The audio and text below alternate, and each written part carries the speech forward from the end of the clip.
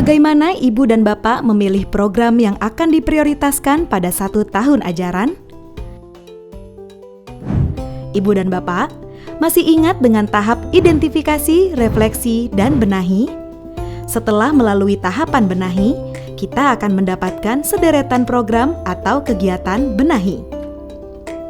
Deretan program tersebut kita petakan ke dalam rencana kerja tahunan atau RKT.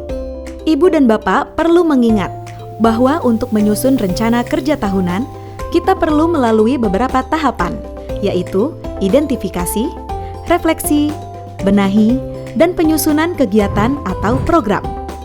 Melalui tahapan ini, ibu dan bapak menentukan program yang akan diprioritaskan oleh satuan pendidikan dalam 1 tahun ajaran, baik yang berbiaya maupun yang tidak berbiaya.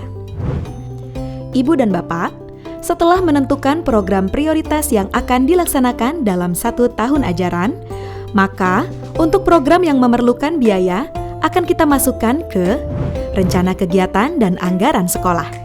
Ya, kita akan memilih kegiatan berbiaya yang akan dimasukkan ke dalam rencana kegiatan dan anggaran sekolah atau sering kita sebut dengan istilah RKAS.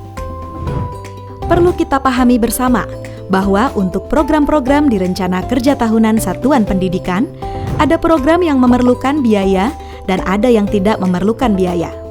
Ingatlah bahwa keseluruhan program ini memiliki urgensi yang sama.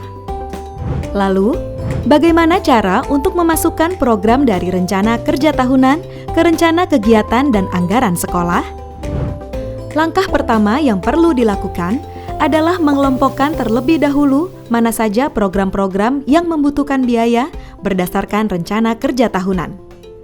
Setelah melakukan pengelompokan, maka langkah berikutnya, ibu dan bapak menyiapkan terlebih dahulu format rencana kegiatan dan anggaran sekolah. Ibu dan bapak kemudian menetapkan rincian barang dan jasa yang diperlukan untuk mendukung terlaksananya program. Pada tahapan ini, ibu dan bapak diharapkan sudah mencantumkan harga satuan. Bu Hesti telah menyusun rencana kerja tahunan melalui tahapan identifikasi, refleksi, dan benahi. Salah satu program benahi yang tercantum di dalam rencana kerja tahunan adalah pembentukan dan optimalisasi komunitas belajar untuk peningkatan kompetensi guru dan kepala sekolah dengan berbagi pengetahuan dan diskusi terkait kualitas pembelajaran. Bu Hesti kemudian memindahkan rencana kerja tahunan ke dalam rencana kegiatan dan anggaran sekolah. Ibu dan bapak, setelah kita melengkapi rancangan kegiatan dan anggaran sekolah, maka langkah berikutnya yang perlu dilakukan adalah memasukkan RKAS ke dalam ARKAS, yaitu aplikasi rencana kegiatan dan anggaran sekolah. Bagaimana cara memanfaatkan ARKAS untuk merencanakan kebutuhan anggaran demi terlaksananya program pembenahan? Rincian kegiatan yang telah disusun anggarannya di dalam rencana kegiatan dan anggaran sekolah dapat ditemukan kode kegiatannya melalui aplikasi ARKAS. Masukkanlah kegiatan berbiaya yang telah disusun di rencana kegiatan dan anggaran sekolah ke dalam ARKAS dengan memperhatikan kode kegiatan dan kode rekening yang tersedia pada ARKAS. Susunlah rencana kegiatan dan anggaran sekolah dengan sebaik-baiknya agar tergambar rincian kegiatan apa saja yang membutuhkan anggaran.